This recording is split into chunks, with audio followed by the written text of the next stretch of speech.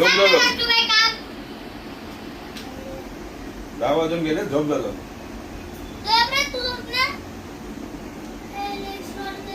मला आता सांग झोपायला. बाहेर आलो तर बोला तू.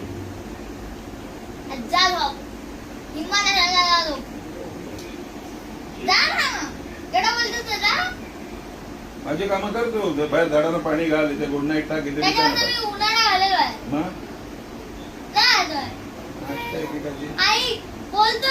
नुसता असा ताण आहे. इतका